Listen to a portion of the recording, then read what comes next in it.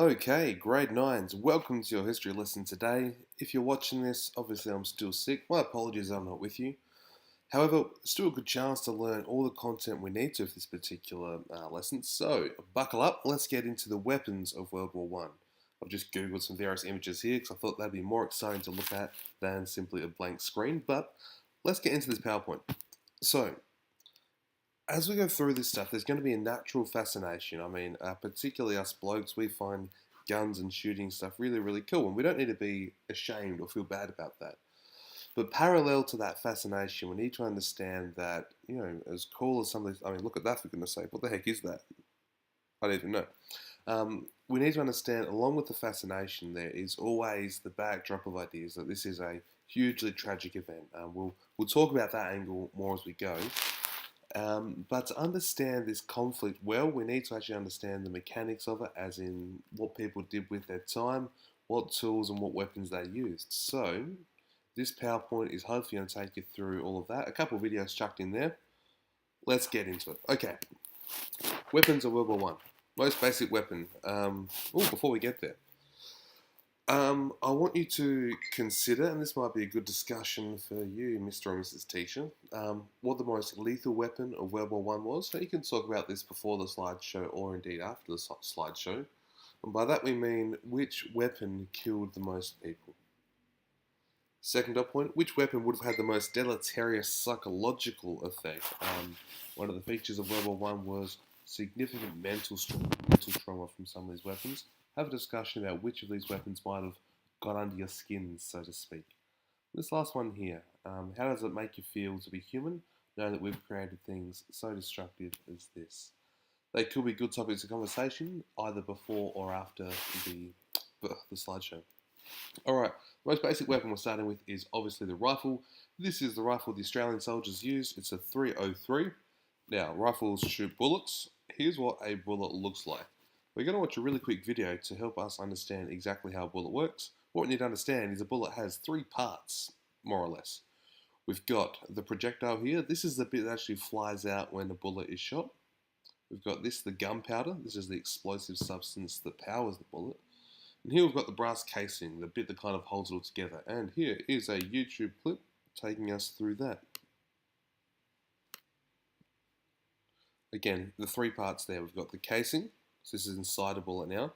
Got the casing, got the projectile there, and the gunpowder here.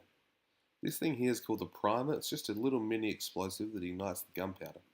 Alright, here we go. Alright. I'm not sure if you can hear the music that's playing through my headpiece. Here we go. So, we've got the firing pins about to hit this small primer here, and that's going to make a small explosion, which is then going to ignite the gunpowder inside the casing. Here we go. Gunpowder is ignited. That's turning to gas, and that gas is pushing... Oh, not sure what that was. And that gas that we saw there was pushing the projectile out. And so what happens is, as the gunpowder here ignites, it expands, it becomes a high pressure body, and then pushes the projectile out, and the projectile's only got one way to go, so it goes straight out down the barrel of the gun. Cool. And so that is how the bullets work. So when we're talking about the soldiers in World War One, that's very simply what they were doing. Alright, moving on. Machine guns. Now, machine guns were a relatively recent invention at this time. Very simply, machine guns are just a regular rifle that is able to shoot dozens of bullets per second, hundreds of bullets per minute.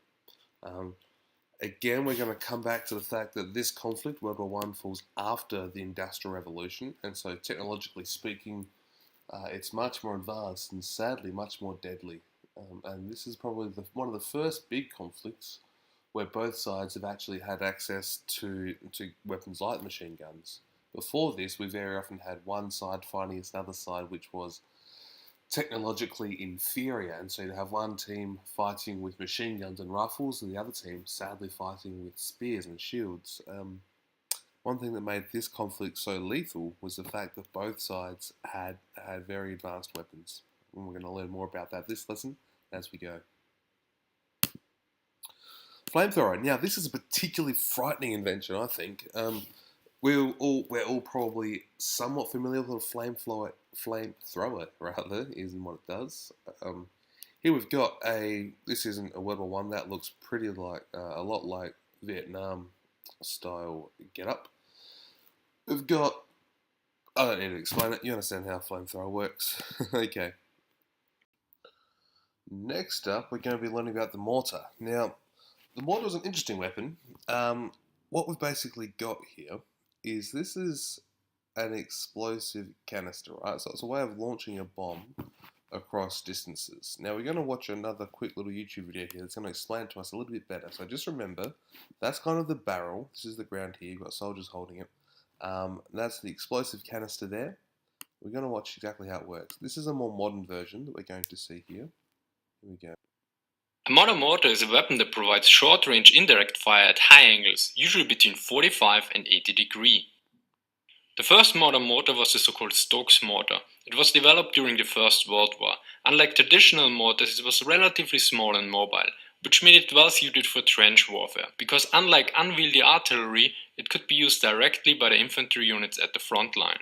Of course, mortar design evolved since the Stokes mortar, but the basic principles are still the same. So how does a modern mortar work?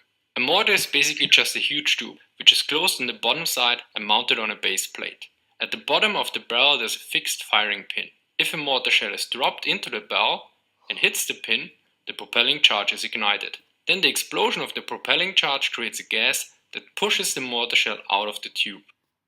The mortar shell is sometimes also called bomb. Its main components are the impact fuse at the top, which triggers the exploder, followed by the high explosive filler in the body, the primary charge in the tail section, and usually augmenting charges on the tail. As you can see, the propelling charge is made up of two components, the primary charge and augmenting charge. We'll pause it there.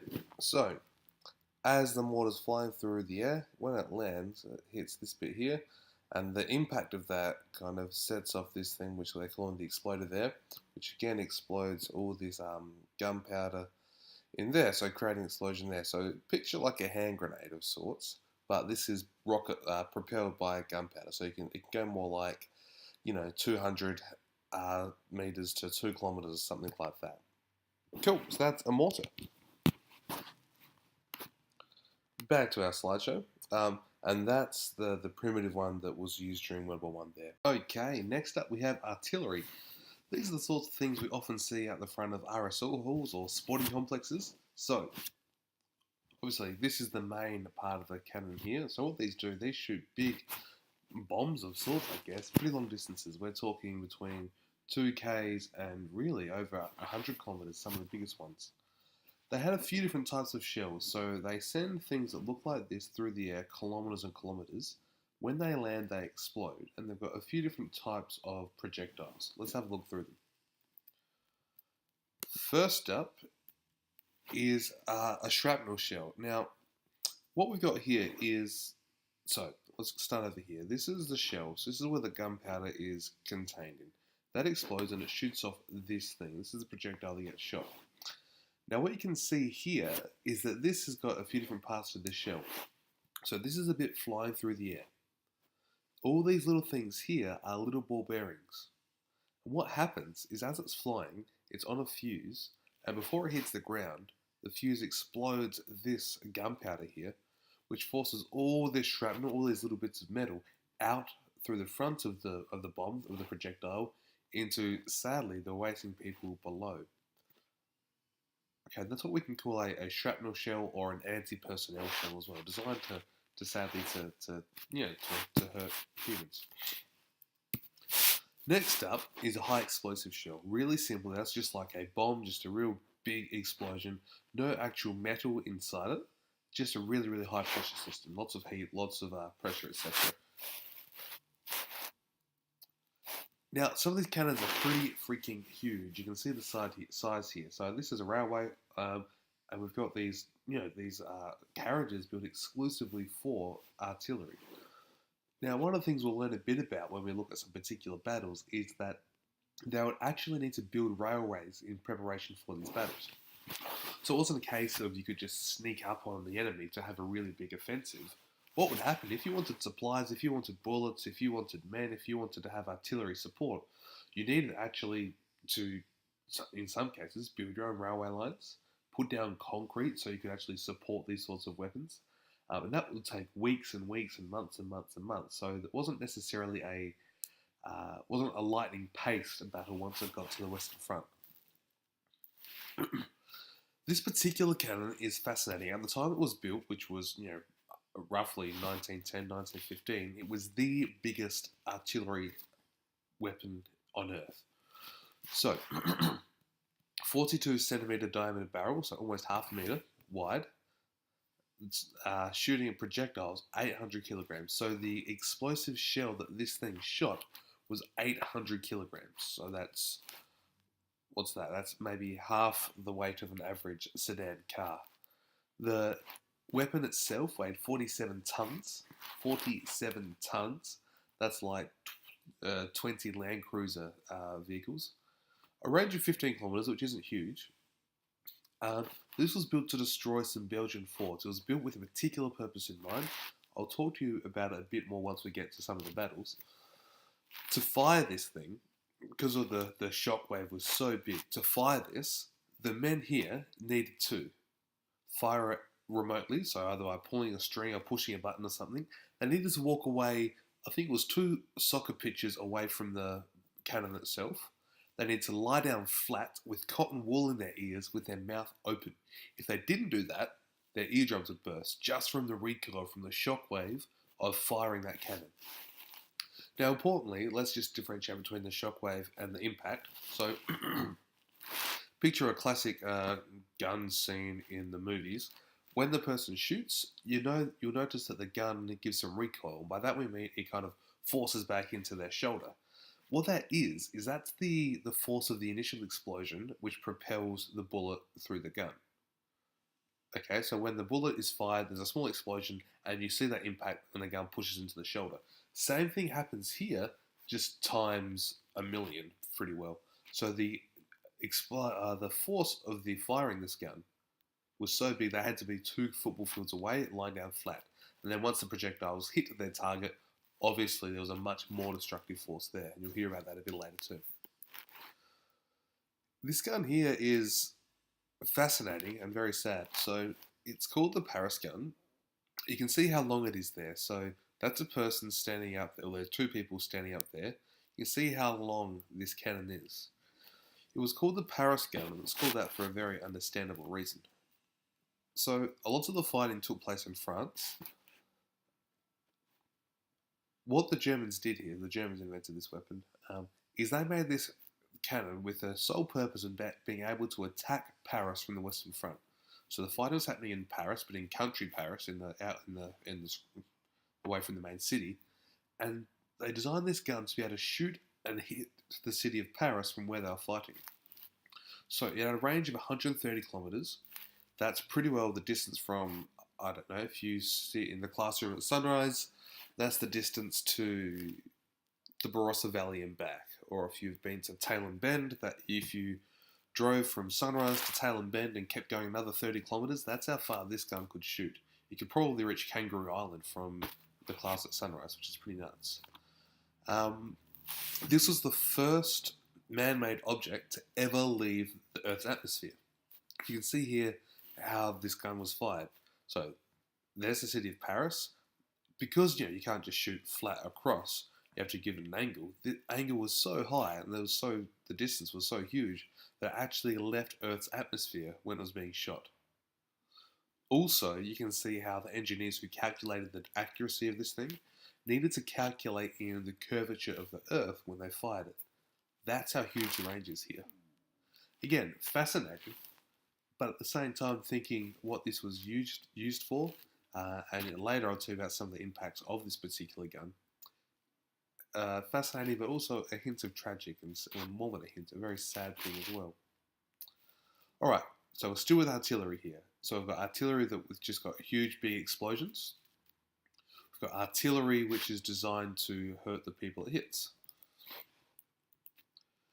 This is an example of what the impacts of artillery were. So all this sort of kind of moon landscape here is caused by artillery, caused by those high explosives just digging up the ground. Obviously in Europe it's a much wetter place here than Australia.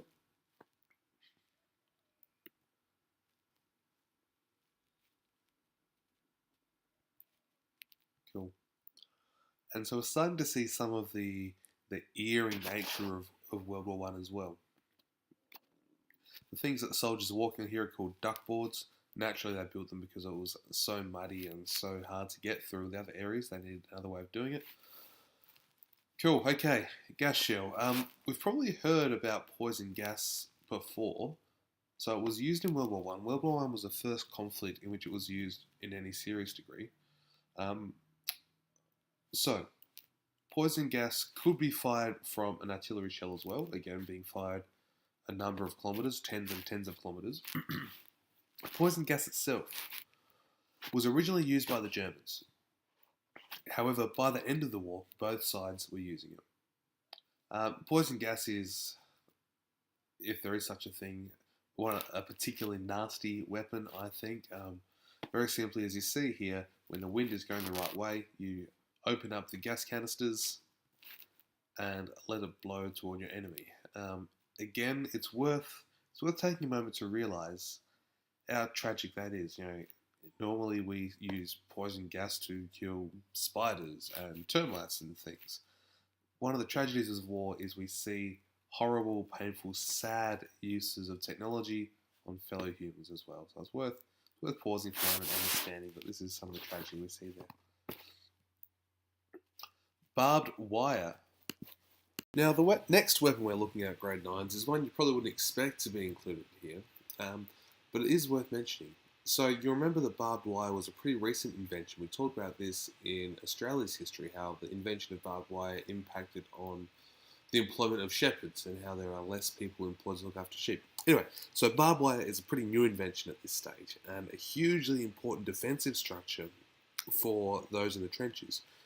Now, we're going to learn a bit more about trench warfare in later lessons and how it worked, but very simply, what you need to know is that a lot of the offensive tactics involved infantry, so men, soldiers, charging over ground to attack their enemy. Now, with installments of barbed wire like this in place, it made attacking much, much harder. And so though it wasn't a weapon as such, it was more of a defensive utility, it's still important we realise the impact that it had. So imagine attacking across something like that, trying to get through that.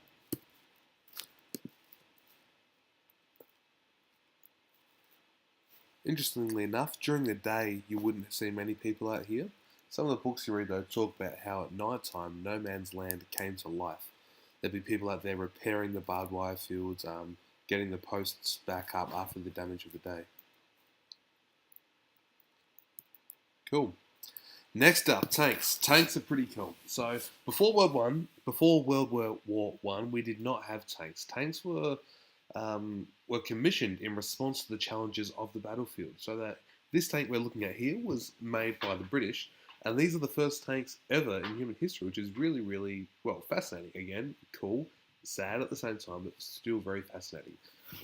So, because of some of the muddy terrain we've seen, let's just go back to that really quickly. Imagine trying to march across that sort of thing. Imagine trying to be mobile and attack an enemy across that, especially when they chuck the barbed wire down. Attacking through that would be very difficult.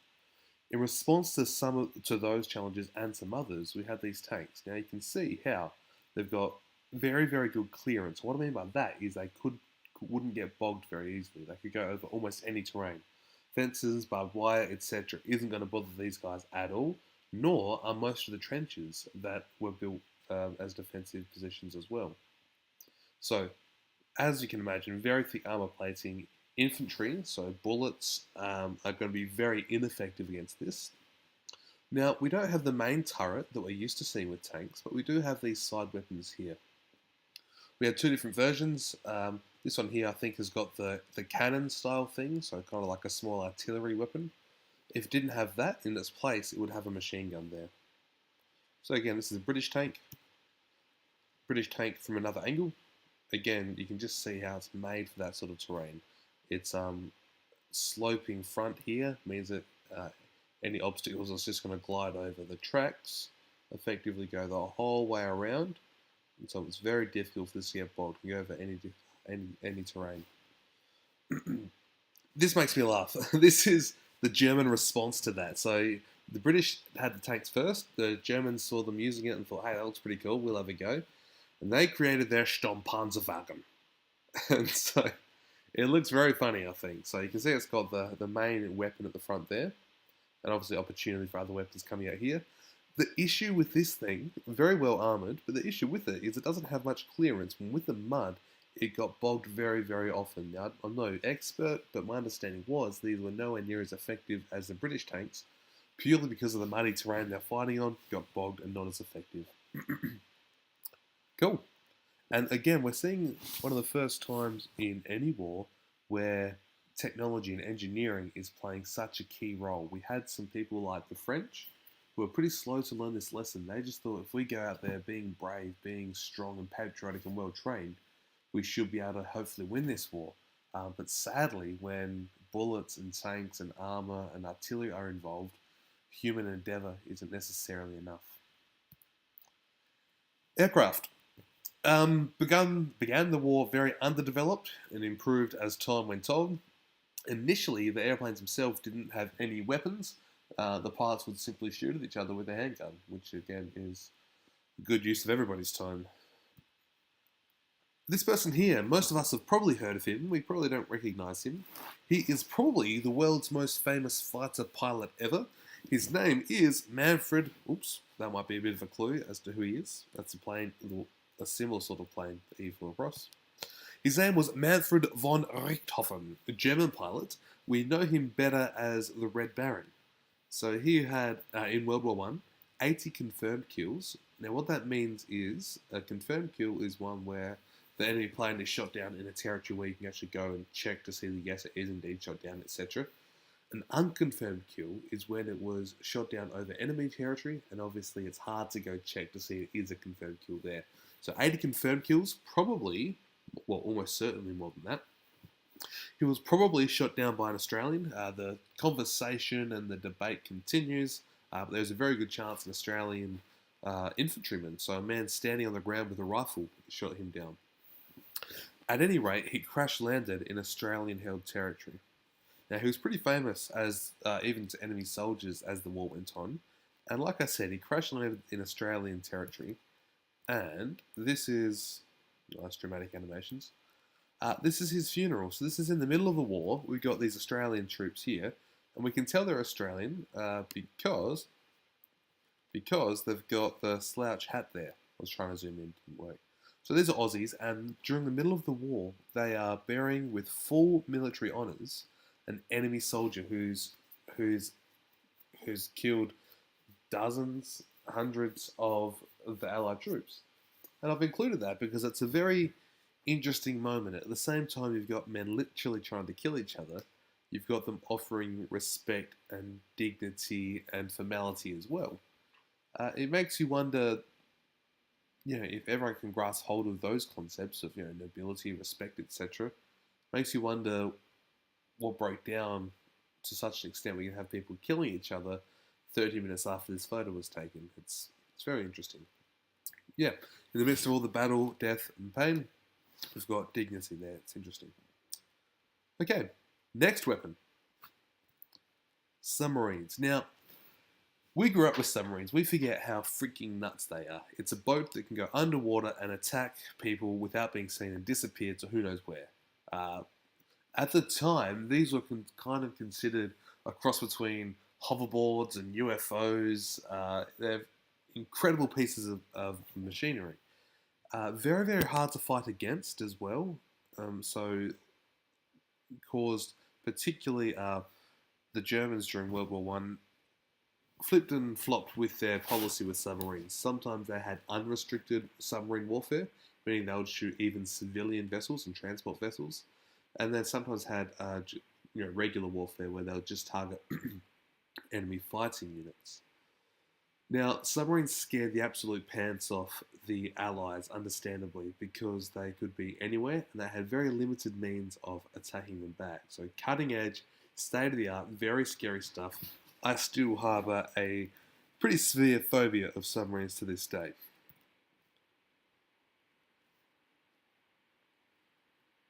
Alright, battleships.